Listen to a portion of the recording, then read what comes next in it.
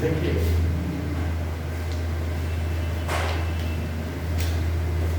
अभी हम आपको बता रहे थे कि निरपेक्ष न्याय वाक्य में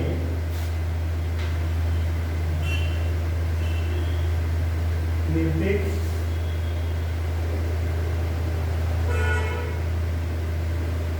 न्याय वाक्य में कुल 3 पद होते हैं। कितने पद होते हैं? 3 पद होते हैं।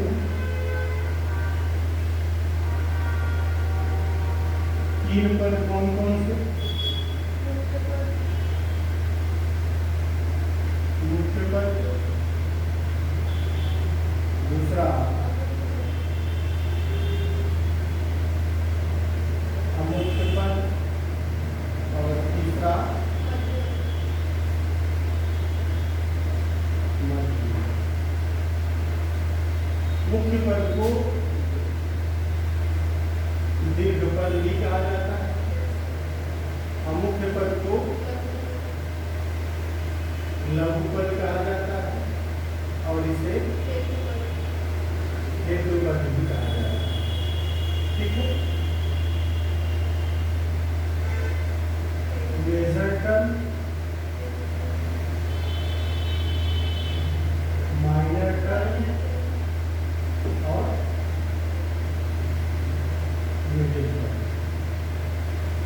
है ना। अब आपको पता है कि यहाँ पर निष्कर्ष का विधेय, निष्कर्ष का विधेय को मुख्य पद कहेंगे। ठीक। और निष्कर्ष के उद्देश्य को अमुख्य पद कहेंगे। और दोनों आधार वाक्यों में कॉमन है, दोनों आधार वाक्य में पद को मध्यम पद कहेंगे, है ना। इसी तरह से 3 तर्कवाक्य भी होता है। 3 तर्कवाक्य क्या क्या है? मुख्य आधार वाक्य है, अमुख्य आधार वाक्य, अमुख्य आधार वाक्य और तीसरा निष्कर्ष, है ना। मेजर, माइनर और मेजर प्रीमिस, माइनर प्रीमिस,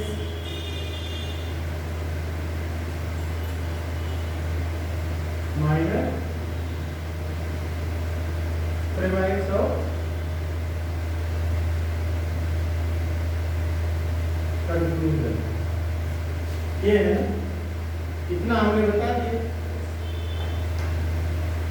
अब हमने एग्जाम्पल के द्वारा आपको समझाया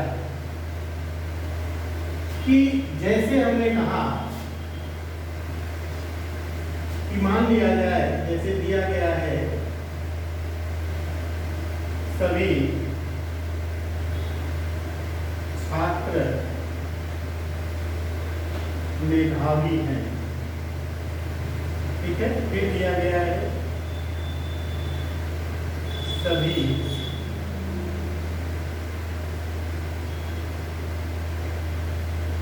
खिलाड़ी मेधावी हैं। अतः ये सभी खिलाड़ी मेधावी है। अब आपको यहाँ दिखाई दे रहा है कि जो निष्कर्ष है, अब आपको सबसे पहले क्या देखना है? मुख्य पद। तो निष्कर्ष का विधेय पद क्या होगा? मुख्य पद हो गया। तो ये निष्कर्ष का विधेय पद है तो क्या हो गया? यह मुख्य पद हो गया। निष्कर्ष के उद्देश्य पद को हम क्या कहेंगे? अमुख्य पद। तो ये अमुख्य पद हो गया। दोनों आधार वाक्यों में जो पद कॉमन होगा उसे हम क्या कहेंगे?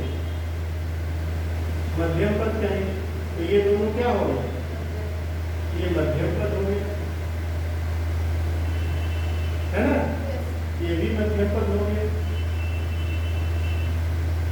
बोलो, अब यहाँ मुख्य अमुख्य पद है तो ये भी देखो यस है, ये भी क्या हो गया, अमुख्य पद हो गया। इसी तरह से ये क्या है, पी है, तो ये क्या हो गया, मुख्य पद हो गया, हुआ कि नहीं। तो इस तरह से मुख्य पद अमुख्य पद ये क्लियर हो गया। अब आपको यह देखना है, तो अब आप देख रहे हैं जिस तर्क वाक्य में मुख्य पद और मध्यम पद रहेगा, जिस तर्क वाक्य में मुख्य पद और मध्यम पद रहेगा उसे अमुख्य आधार वाक्य कहेंगे। जिस तर्क वाक्य में अमुख्य पद और मध्यम पद रहेगा उसे हम अमुख्य आधार वाक्य कहेंगे। और जिस तर्क वाक्य में मुख्य और अमुख्य दोनों पद रहेगा उसे हम निष्कर्ष कहेंगे। तो आप देखिए यहाँ पर क्या है, मध्यम पद और मुख्य पद है, मुख्य पद और मध्यम पद है। तो मुख्य पद और मध्यम पद है, इसे हम क्या कहेंगे, इसे हम मुख्य आधार वाक्य कहेंगे। ये क्या हो गया, ये मुख्य आधार वाक्य। और ये क्या है, ये अमुख्य आधार वाक्य है, ये अमुख्य आधार वाक्य। और ये क्या है, निष्कर्ष है ना। तो ये मुख्य आधार वाक्य, अमुख्य आधार वाक्य और ये है ना।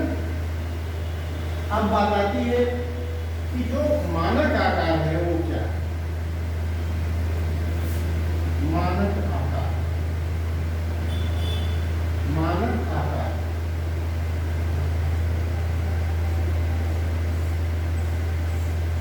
स्टैंडर्ड फॉर्म, जो निरपेक्ष न्यायवाद का आकार होता है उसका स्टैंडर्ड फॉर्म क्या है, यानी मानक आकार कब होगा। मानक आकार का मतलब होता है कि तर्कवाक्यों के एक निश्चित क्रम को मानक आकार कहा जाता है। ठीक है, इसका मतलब ये हुआ कि निरपेक्ष न्यायवाक्य में, निरपेक्ष न्यायवाक्य में,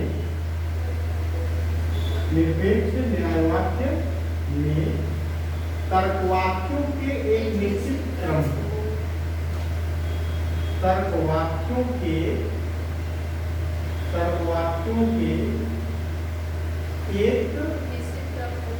एक निश्चित क्रम, एक निश्चित क्रम को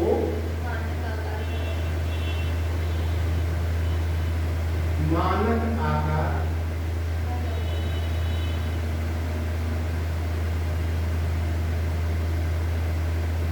निरपेक्ष न्यायवाद में तर्कवाक्यों के एक निश्चित क्रम को क्या कहा जाएगा, मानक आकार। और ये निश्चित क्रम क्या होता है, ठीक है, ठीक है। मानक आकार में सर्वप्रथम मुख्य आधार वाक्य, मानक आकार में सर्वप्रथम क्या रहेगा, मुख्य आधार वाक्य, फिर अमुख्य आधार वाक्य, और अंत में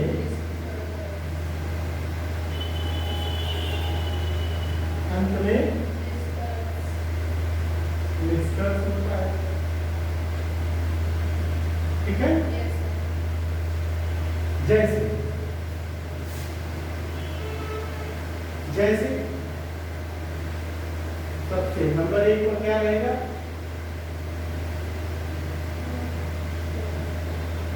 मुख्य आधार वाक्य रहेगा। नंबर 2 पर क्या रहेगा, अमुख्य आधार वाक्य रहेगा। और नंबर 3 पर क्या रहेगा, निष्कर्ष रहेगा। तो सबसे पहले मुख्य आधार वाक्य, फिर अमुख्य आधार वाक्य और अंत में निष्कर्ष रहेगा।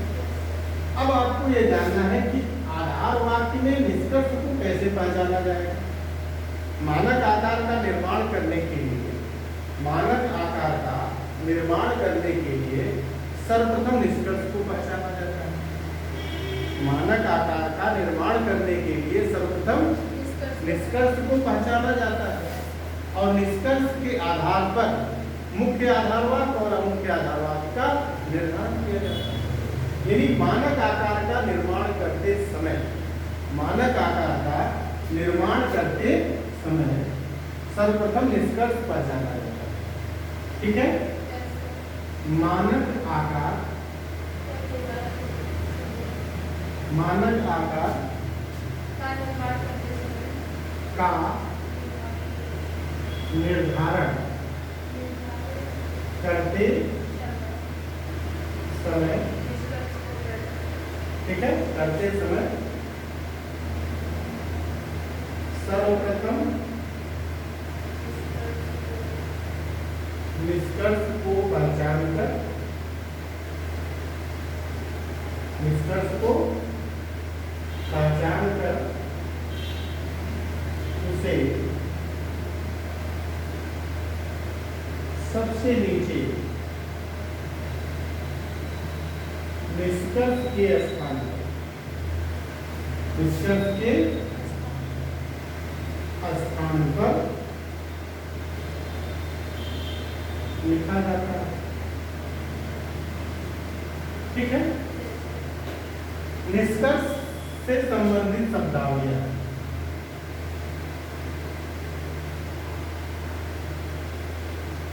निष्कर्ष से संबंधित शब्दावलियां,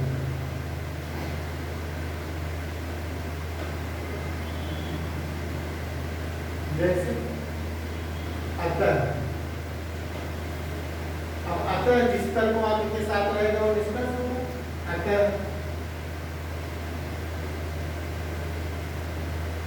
इसलिए, फलतः, परिणामतः,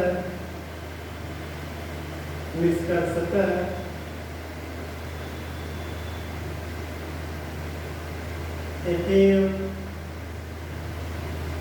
इत्यादि क्या है? इत्यादि, इत्यादि पद निष्कर्ष को व्यक्त करते हैं। इसको व्यक्त करेंगे, निष्कर्ष को व्यक्त करते हैं।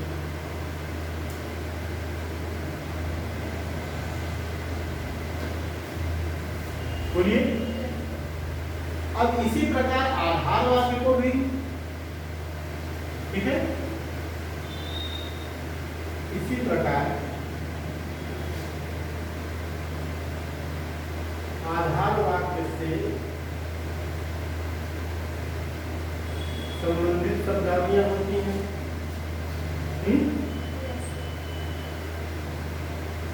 शब्दावली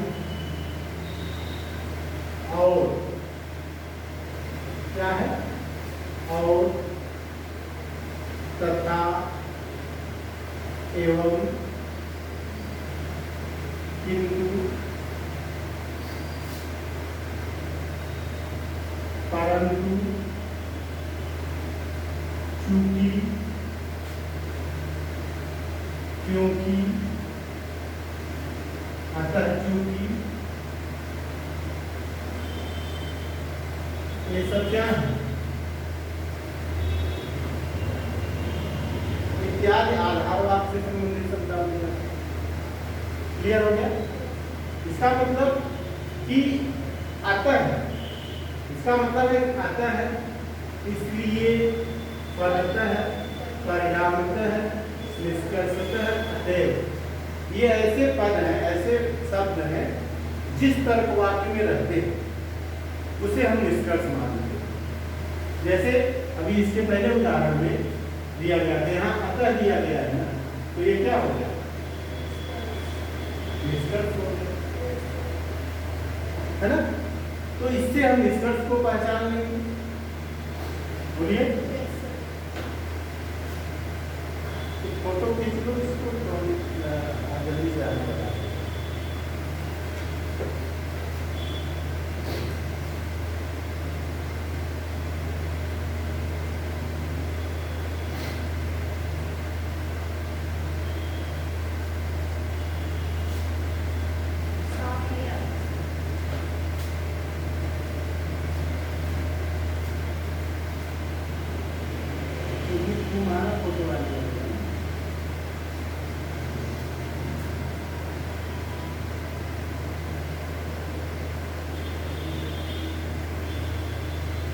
अब देखिए, अब जैसे हम मानक आकार का निर्माण करना चाहते हैं, जैसे मान लो कि कोई युक्ति दी गई, ठीक है, मान लीजिए कि कोई युक्ति दी गई है, हमें उसका मानक आकार बनाना है, दिया गया है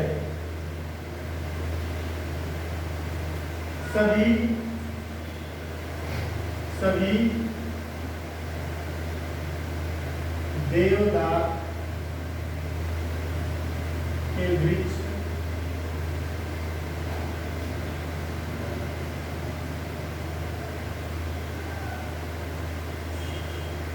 पूजा के पदार्थ हैं और कुछ पूजा के पदार्थ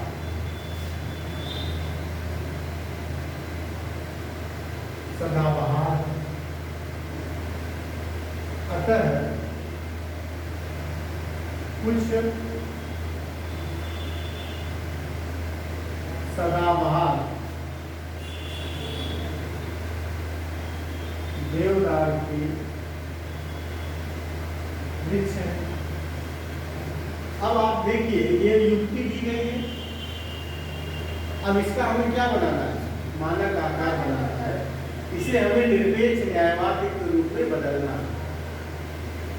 निरपेक्ष न्यायवादी के रूप में तब बदलेगा जब मानक आकार में होगा, और मानक आकार में सबसे पहले मुख्य आधार वाक्य होता है, फिर अमुख्य आधार वाक्य होता है, और अंत में निष्कर्ष होता है। तो हमें इसका क्या बनाना है, हमें इसका मानक आकार बनाना है, इसका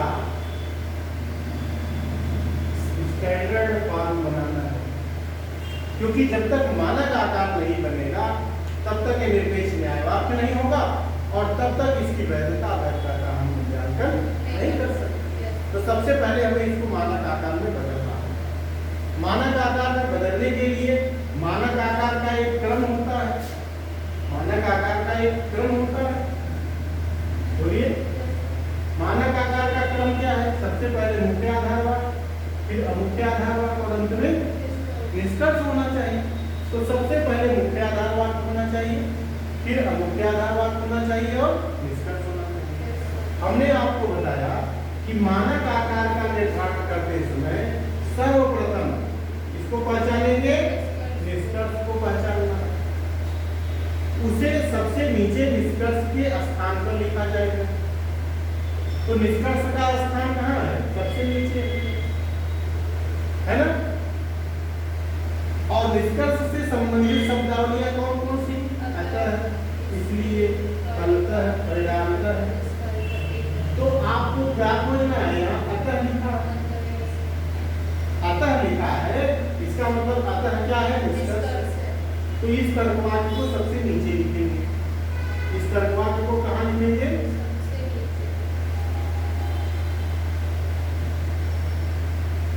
कुछ सदाबहार देवदार के वृक्ष है, ये क्या हो गया, ये निष्कर्ष हो गया। अब आपको पता है कि निष्कर्ष का विधेय पद, निष्कर्ष का विधेय पद क्या होता है, निष्कर्ष का विधेय पद मुख्य पद होता है। तो निष्कर्ष का विधेय पद उद्देश्य पद, तो ये क्या हो गया, मुख्य पद हो गया, और ये क्या हो गया, मुख्य पद। मुख्य पद अमुख्य पद क्लियर हो गया, बोलिए। और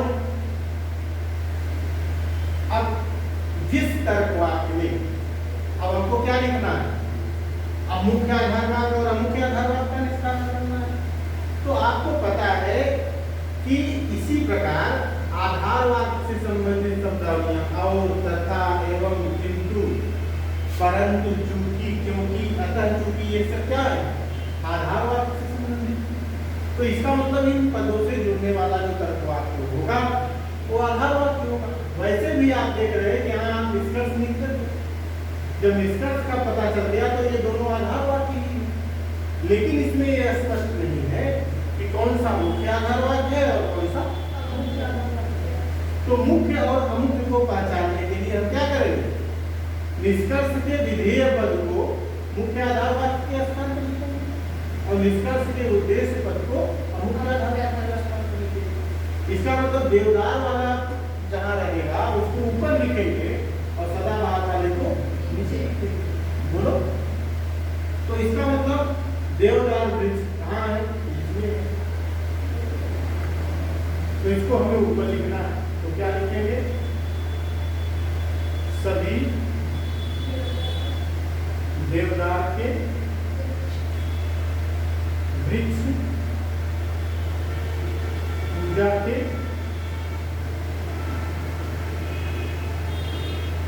पदार्थ। बोलो, तो ये हो गया देवदार के वृक्ष, ये हो गया पूजा के पदार्थ। तो सब देवदार का वृक्ष क्या हो गया, बोलो। अब सदाबहार को रखिए, तो देखिए पुष्प पूजा के पदार्थ सदाबहार क्या है, पुष्प पूजा के पदार्थ क्या है, सदाबहार। सदाबहार मिल गया, तो हम लिखेंगे यहाँ पुष्प पूजा के पदार्थ क्या है, सदाबहार है। तो हमको सदाबहार मिल गया, बोलो सदाबहार मिल गया कि नहीं, तो ये यस हो गया। अब दोनों आधार वाक्यों में जो कॉमन होगा उसे हम क्या कहेंगे, मध्यम पद कहेंगे। बोलो, दोनों आधार वाक्यों में जो कॉमन है वो क्या है, मध्यम पद है। तो देखो बन गया। अब यह क्या आ गया, यह ए तर्क वाक्य है, यह आई तर्क वाक्य है और यह भी आई तर्क वाक्य है। बोलो, तो इसका जो मानक आकार बना, मानक आकार क्या होगा, ये हो गया इसका मानक आकार, ठीक है ना। आगे लिखिएगा मानक आकार में, अब ध्यान दीजिएगा कि जो मानक आकार होता है, मानक आकार में दो पद होते हैं।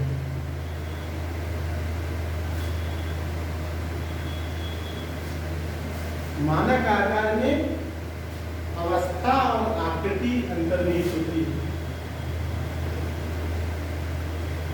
किसी भी मानक आकार में क्या क्या होता है, अवस्था, ठीक, और क्या होती है, आकृति।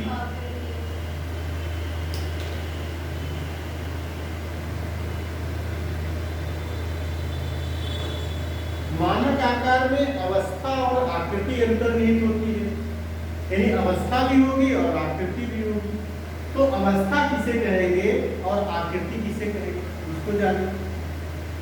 बोलिए, मानक आकार में तर्कवाक्यों के क्रम को उसकी अवस्था कहा जाएगा। मानक आकार में, मानक आकार में, मानक आकार में तर्कवाक्यों के क्रम को, तर्कवाक्यों के क्रम को क्या कहा जाता है, अवस्था कहा जाता है। क्या कहा जाएगा, अवस्था कहा जाएगा। कुल 256 अवस्थाएं होती हैं, कुल 200 अवस्थाएं होती हैं, ठीक है। जिसमें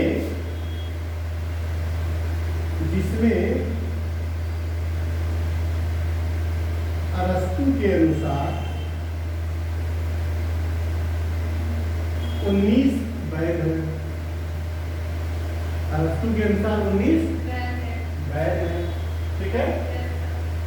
जबकि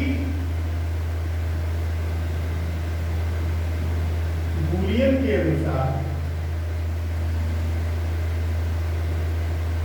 15 वैध है। कितनी है? 15 वैध है।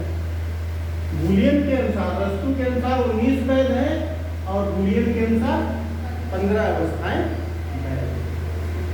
ठीक है। तो ये अब आपको बताना है, तो इसका मतलब इस तर्कवाक्य की अवस्था क्या हो गई? इसकी अवस्था क्या हो गई? मानक आकार में तर्कवाक्यों के क्रम को, तर्कवाक्यों के क्रम को अवस्था कहा जाएगा।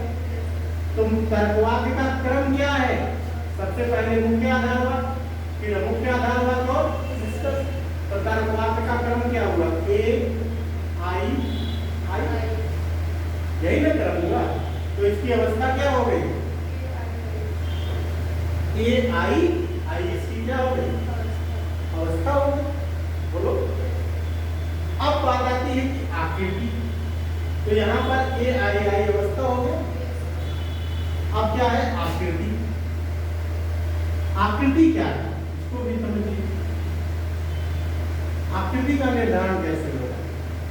तर्कवाक्य में मध्यम पंक्ति अवस्थिति के आधार पर आकृति का निर्धारण किया जाएगा। तर्कवाक्य में, ठीक है, तर्कवाक्य में